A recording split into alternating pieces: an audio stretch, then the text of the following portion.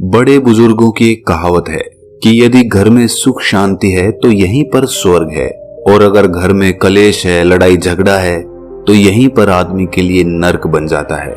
ये कहानी आखिर तक सुनने के बाद आपको कुछ ऐसे नुस्खे पता चलेंगे जिससे आप अपना घरेलू जीवन सुख और शांति से बिता सकते हो। इससे पहले कि आप इस कहानी में खो जाएं, इस चैनल को सब्सक्राइब जरूर कर लें। ये कथा एक बौद्ध भिक्षुई की है जिसका नाम विशाखा होता है। विशाखा ने एक धनी परिवार में जन्म लिया था और उसके पास किसी चीज की कोई कमी नहीं थी। विशाखा के पिता का नाम धनंजय और माता का नाम सुमना था। उसके माता पिता शुरू से ही भगवान बुद्ध के प्रति बहुत श्रद्धा रखते थे।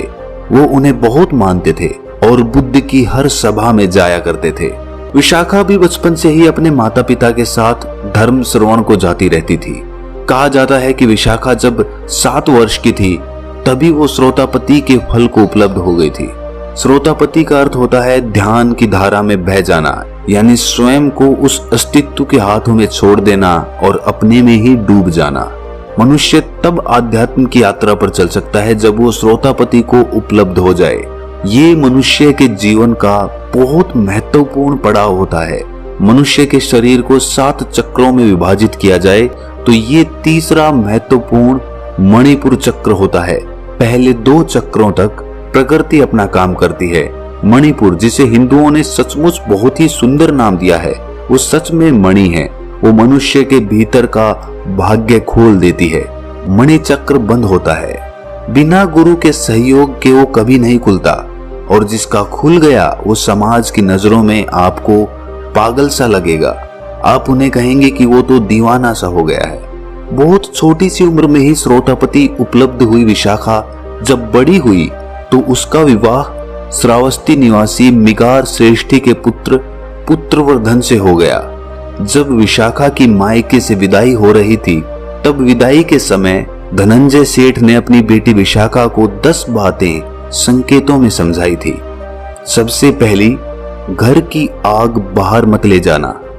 दूसरी, बाहर की आग घर में मत लाना। तीसरी, जो देता है उसको देना। चौथी, जो नहीं देता उसको मत देना। पांचवी, जो देता है उसको भी और जो नहीं देता उसको भी देना। छठी, सुख से बैठना। सातवीं, सुख से खाना। आठवीं, सुख से लेटना। 9वीं, अग्नि की परिचर्चा करना। 10वीं, कुल देवों की पूजा करना। और उस समय से ही पिता की बातों को गांठ बांधकर विशाखा ने अपने ससुराल में प्रवेश किया। उसे अपने पिता की दी हर शिक्षा याद थी। उस घर में भगवान का दिया हुआ वो सब कुछ था जो कुछ भी उसे चाहिए था, लेकिन फिर भी विशाखा को उस घर में एक कमी सी खलती रहती थी, और वो कमी थी भगवान की कमी। अब श्रावस्ती में रहकर भी कोई भगवान के प्रति श्रद्धा न रखे, ये भी किसी चमत्कार से कम नहीं है। कपिलवस्तु में रहने वाली विशाखा ने श्रावस्ती में विवाह इसीलिए किया था ताकि उसे वहां भगवान के दर्शन करने को मिल जाए। यहाँ भगवान का अर्थ है भगवान बुद्ध। इस कहानी में आप बार बार ये सुन रहे होंगे कि भगवान बुद्ध श्रावस्ती में विहरते थे। अपने जीवन के 40 वर्षों में से 25 से भी अधिक वर्ष श्रावस्ती में गुजारे। विशाखा के ससुराल का माहौल ना तो बुद्ध का विरोधी था और ना ही उनके अनुयायी जैसा। उसके पति और ससुर दोनों ही पूजा पाठ करके धन कमाया करते थे, लेकिन किसी ने भी आज तक किसी संत भिक्षु को ना तो दान दिया था और ना ही उन्हें कभी भोजन करवाया था। उन लोगों ने आज तक वहां पर कोई कुआं नहीं बनवाया, ना कोई बावड़ी बनवाई और ना ही कोई धर्मशाला। यानी इतना सब कुछ होने के बावजूद भी उन्होंने अपनी कमाई से आज तक शुभ कार्य नहीं किया था। ऐसे ही एक दिन की बात है, विशाखा अपने ससुर को गर्म गर्म भोजन परोसकर खिला रही थी। मिगार हमेशा सोने चांदी के बर्तनों में ही भोजन किया करता था। तभी वहां एक बौद्ध भिक्षु भिक्षा मांगने आ जाता है। विशाखा के मन में बौद्ध भिक्षु संघ के प्रति बचपन से ही अपार श्रद्धा थी, लेकिन वो ऐसे घर की बहू बनकर आ गई थी जहां बुद्ध के प्रति, उनके धम्म के प्रति व संघ के प्रति कोई आस्था नहीं थी। वो उनसे ज्यादा प्रभावित नहीं थे। तब उस भिक्षु को भिक्षा मांगते देखकर विशाखा को लगता है कि शायद उसके ससुर ने उस भिक्षु को नहीं देखा, इसीलिए वो थोड़ा किनारे पर हो जाती है ताकि वो उस भिक्षु को देख सके। कुछ देर बाद वो भिक्षु दोबारा भिक्षा मांगता है, लेकिन इसके बाद भी मिगार भिक्षु को देखकर अनदेखा कर देता है और भोजन करता रहता है और कोई प्रतिक्रिया नहीं देता। ससुराल में बिना ससुर की अनुमति के भिक्षु को दान देना भी ससुराल की अवमानना होती थी। तब सही समय और मौके का इंतजार करती विशाखा इस समय को चूकना नहीं चाहती थी। उसने बौद्ध भिक्षु की तरफ देखकर उससे कहा कि भिक्षु जी, आप और कोई घर देखिए, मेरे ससुर तो बासी भोजन खा रहे हैं, आप आगे जाओ। ये बात उसने इतने जोर से कही थी कि उसके ससुर के कानों तक पहुंच जाए। ससुर ने विशाखा की ये बात सुनी तो वो क्रोध से भर उठता है और अपनी बहू विशाखा को खूब भला बुरा सुनाने लगता है। मिगार विशाखा से कहता है कि तुम हमारे घर की वधू हो और सबके सामने हमारी ही बदनामी करवा रही हो, और घर आए भिक्षु को बिना भिक्षा दिए ही घर से वापस भेज देती हो, ये हमारी मर्यादा के खिलाफ है। मिगार विशाखा पर बहुत क्रोधित हो जाता है और क्रोध में आकर पंचायत और विशाखा के माता पिता को इकट्ठा कर लेता है। मिगार पंचायत में कहता है कि मेरी बहू ने मेरे कुल का अनादर किया है, उसने मेरे ही सामने मेरा ही अपमान किया है। उसने एक बौद्ध भिक्षु को ये कहकर घर से वापस भेज दिया कि मेरे ससुर तो बासी खाना खा रहे हैं, आप पंच लोग ही इसका फैसला करो और जो भी हर्जाना होगा मैं उसे मान लूंगा। मुझे मेरे बेटे को मेरी पुत्र वधू से तलाक करवाना है, इसके माता पिता भी यही हैं। इतना कहकर वो रोने लगता है। मिगार को रोता देख पंचायत ने विशाखा से पूछा कि बेटा, तुम सुशील हो, संस्कारी हो, उच्च कुल की हो, पढ़ी लिखी हो, क्या इसी मर्यादा से ये समाज चल सकता है जहां बहू अपने ससुर की सेवा करना तो दूर की बात, उनका मान सम्मान तक नहीं कर सकती। जब आप जैसी पढ़ी लिखी लड़की इस प्रकार का आचरण अपनाएगी तो हम बाकी सब से क्या उम्मीद करेंगे? तुम बताओ, क्या तुमने सच में ऐसा कहा था कि मेरे ससुर तो बासी भोजन कर रहे हैं? तब जवाब देते हुए विशाखा ने दोनों हाथों को जोड़कर कहा कि पंच तो भगवान के तुल्य होते हैं, मैं आपसे कुछ भी झूठ नहीं बोलूंगी। ये सत्य है कि मैंने ये कहा था, लेकिन क्यों कहा था वो भी आप जान लीजिए। हमारे घर में वो सब कुछ है जो किसी आदमी को चाहिए, धन दौलत, जेवर, घर, सुख सुविधा का हर सामान जो सबको चाहिए होता है। किसी चीज की कोई कमी नहीं है, सब धन धान्य से भरा हुआ है। भगवान ने सब कुछ दिया है, लेकिन इसके बदले हमारे ससुर जी ने कभी कोई दान, दक्षिणा, कोई मंदिर, कुआं या बावड़ी, कभी भोज आदि कुछ नहीं करते।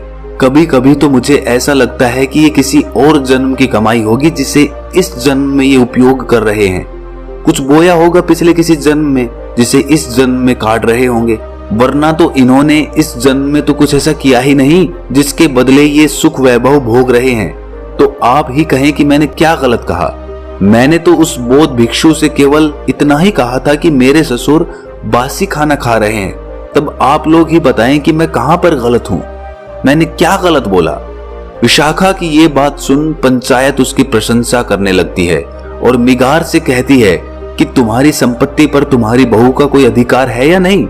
यदि है तो उसे उसमें से कुछ अपने धर्म के हिसाब से खर्च करने की आज्ञा आपको देनी चाहिए, क्योंकि आपकी बहू आपका अपमान नहीं कर रही थी बल्कि आपको चेता रही थी। तब पंच की बात सुन मिगार उनसे कहता है कि केवल यही एक बात नहीं है, और भी बातें हैं जिससे ये ज्ञात होता है कि ये हमारे घर की बहू बनने के काबिल नहीं है। पंचायत ने पूछा, जैसे कि जरा बताइए। तब मिगार कहता है कि मायके से विदाई के समय भी इसके पिता धनंजय सेठ ने इसे हमारे खिलाफ भड़काया था। इसके कानों में कुछ बातें कही थी जो मैंने सुन ली थी। मैं वहीं पर खड़ा था पर्दे के पीछे जब इसके पिता इसके कान भर रहे थे। तब पंचायत ने पूछा कि ऐसा क्या कहा था, बताओ। मिगार सेठ कहता है कि इसके पिता ने कहा था कि घर की आग बाहर मत ले जाना।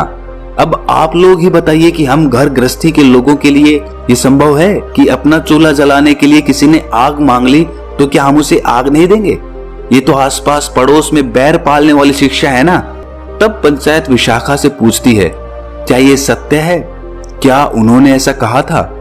तब विशाखा उनसे कहती है कि ये सत्य है, लेकिन ससुर जी ने उनके अर्थ को गलत समझ लिया है। मेरे पिताजी मुझसे बस ये कह रहे थे कि अगर अपने ससुराल में अपने सास ससुर, देवर, पति इत्यादि किसी की भी कोई कमी दिख जाए तो उसे कभी घर के बाहर मत कहना। यदि घर में कभी लड़ाई झगड़ा हो जाए तो वो बात भी कभी घर के बाहर मत कहना। उनका ये अर्थ था इस बात से। अपनी बहू की बात सुन मिगार सेठ हैरान हो जाता है। तब वो कहता है कि बाकी शब्दों के क्या मतलब थे, उनके द्वारा कहे हर शब्द से घर में बैर ही होगी। तब विशाखा पंचायत में कहती है कि मेरे पिता के कहे हर शब्द का अर्थ ससुर जी ने गलत निकाला है। अब जब बात उन्होंने रखी है तो मैं बाकी सब का भी अर्थ बता देती हूँ। मेरे पिताजी ने बाकी संदेश में ये कहा था कि बाहर की आग कभी घर में मत लाना, अर्थात कि यदि मेरे ससुराल के किसी परिजन की कहीं कोई बुराई कर रहा हो और यदि तुम उसे सुन लो तो इस बात को भी घर में मत कहना। ये एक बड़ी आग होती है जिससे घर में समस्या पैदा होती है। उनके तीसरे और चौथे शब्द का अर्थ जो देता है उसको देना और चौथा जो नहीं दे उसे मत देना। इसका यही मतलब था कि यदि किसी पड़ोसी या रिश्तेदार को कोई वस्तु या धन उधार देना पड़ जाए तो उसे ही देना जो वापस कर दे, ना कि उसको जो वापस ही ना करे। उनके पांचवें शब्द यानी जो देता है उसको भी और जो नहीं देता है उसको भी देना। इसका मतलब ये था कि हमारे जीवन में कुछ रिश्ते ऐसे होते हैं जैसे बेटी दामाद, भांजा भांजी, भिक्षु साधु, इन्हें कभी कोई भी चीज वापस लेने के मन से नहीं देना, बल्कि ये सोचकर देना कि तुम्हें यहाँ बस देना है। छठे शब्द सुख से बैठना का मतलब ये था कि घर में ऐसी जगह अदब से बैठना कि यदि कोई बड़ा आ जाए तो हड़बड़ा के उठना ना पड़े। सातवें शब्द सुख से खाना का मतलब है कि भोजन करने तभी बैठना जब सभी घर के बड़े जानवर सब कर लें, वही सुख का भोजन होगा। आठवां शब्द सुख से लेटना, अर्थात लेटने से पहले देख लो कि सास ससुर बड़े बुजुर्ग खाना खा चुके हैं, कोई दवा खानी है तो वो खा चुके हैं, बच्चे सो चुके हैं, घर के दरवाजे बंद हैं, तिजोरी बंद है, कोई किवाड़ खिड़की खुली तो नहीं है। ये सब जांच परख करके लेटना सुख से लेटना है।